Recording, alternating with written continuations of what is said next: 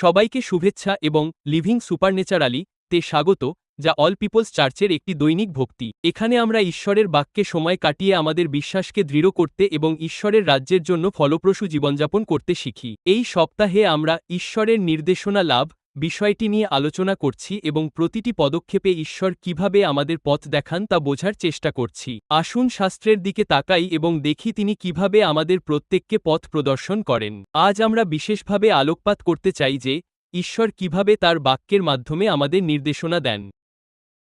গীতসংহিতা ১১৯ অধ্যায় ১০৫ পদে বলা হয়েছে, আপনার বাক্য আমার পায়ের প্রদীপ ও আমার পথের আলো। ঈশ্বরের বাক্য আমাদের প্রতিটি পদক্ষেপের জন্য একটি প্রদীপ এবং আমাদের পথের জন্য একটি আলো। ঈশ্বরের বাক্য আমাদের পথকে আলোকিত করে। সুতরাং আমরা জানি যে ঈশ্বরের বাক্যই আমাদের ভিত্তি হওয়া উচিত। যীশু মথি ২৪ অধ্যায় ৩৫ পদে বলেছেন, আকাশ ও পৃথিবী লুপ্ত হবে, কিন্তু আমার কথা কখনো লুপ্ত হবে না। তিনি আমাদের সেই দৃষ্টান্তটিও বলেছেন যেখানে যে কেউ তার এই কথাগুলো শোনে, সে সেই বুদ্ধিমান ব্যক্তির মতো যে পাথরের ওপর নিজের ঘর তৈরি করে। সুতরাং ঈশ্বরের পরিকল্পনা এবং তার উদ্দেশ্যগুলো জানার সবচেয়ে গুরুত্বপূর্ণ উপায়গুলোর মধ্যে একটি হল ঈশ্বরের বাক্য। আমরা নিজেদের মনে করিয়ে দিই যে যখন আমরা বাইবেল পড়ি বা শাস্ত্র খুলি, তখন এগুলো কেবল কাগজের ওপর লেখা কালির অক্ষর নয়, বরং এগুলো জীবন্ত। প্রেরিত পৌল বলেছেন, ঈশ্বরের বাক্য হল ঈশ্বরের নিঃশ্বাস। সুতরাং যখন আমরা ঈশ্বরের বাক্য পাঠ করি, তখন তার নিঃশ্বাস, তার জীবন্ত শ্বাস আমাদের প্রত্যেকের মধ্যে সঞ্চারিত হয়। আমরা বুঝতে পারি যে ঈশ্বরের বাক্য জীবন্ত ও কার্যকর।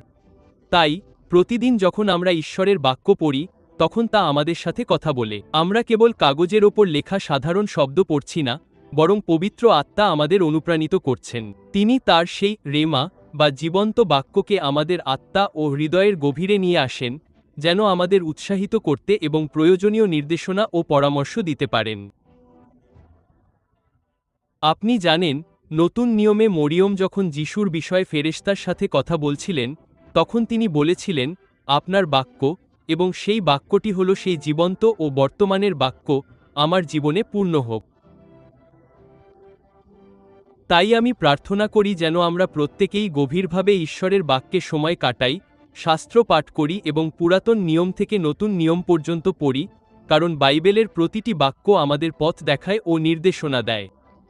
আমরা নিজেদের স্মরণ করিয়ে দিই যে তার বাক্য আমাদের পায়ের প্রদীপ ও আমাদের পথের আলো। সুতরাং ঈশ্বরের বাক্য পড়ার সময় আমাদের প্রতিটি পদক্ষেপ আলোকিত হয়ে ওঠে। এটি আলোকিত হতে থাকে, আমরা স্পষ্টতা লাভ করি। তাই আমি আমাদের প্রত্যেককে বাইবেল খোলার জন্য উৎসাহিত করতে চাই। কয়েকটি মিনিট ব্যয় করুন, কয়েকটি মিনিট দিয়ে শুরু করুন। ঈশ্বরের বাক্যে দীর্ঘ সময় অতিবাহিত করুন। আসুন আমরা প্রার্থনা করি। পিতা, আমরা তোমার বাক্যের জন্য তোমাকে ধন্যবাদ জানাই। প্রভু, তুমি আমাদের যে শাস্ত্র দিয়েছ তার জন্য আমরা তোমাকে ধন্যবাদ দিই। প্রভু, বিশ্বাস শোনার দ্বারা এবং ঈশ্বরের বাক্য শোনার দ্বারা আসে। আর আমি প্রার্থনা করি প্রভু, যেন আমাদের প্রত্যেকে তোমার বাক্য শুনতে পায়, বিশেষ করে আমাদের মধ্যে যারা বিভ্রান্তি বা অন্ধকারের সময়ের মধ্য দিয়ে যাচ্ছি। আমরা প্রার্থনা করি প্রভু, যেন তোমার বাক্যই তোমার আলো হয়। তোমার আলো প্রতিটি অন্ধকার জায়গায় প্রবেশ করুক। আমরা যে পরিস্থিতির মধ্য দিয়েই যাই না কেন, তা স্পষ্টতা নিয়ে আসুক। এবং তাই প্রভু, আমরা তোমার বাক্যের জন্য তোমাকে ধন্যবাদ জানাই। আমরা তোমাকে ধন্যবাদ দিই কারণ তোমার বাক্যই তোমার শ্বাস। এটি আমাদের মধ্যে প্রাণের সঞ্চার করে। তাই প্রভু, আমরা শাস্ত্রের জন্য অত্যন্ত কৃতজ্ঞ। আজ আমরা যে বাইবেল হাতে পাই, তার জন্য আমরা অত্যন্ত কৃতজ্ঞ। আমরা তোমাকে ধন্যবাদ দিই প্রভু যে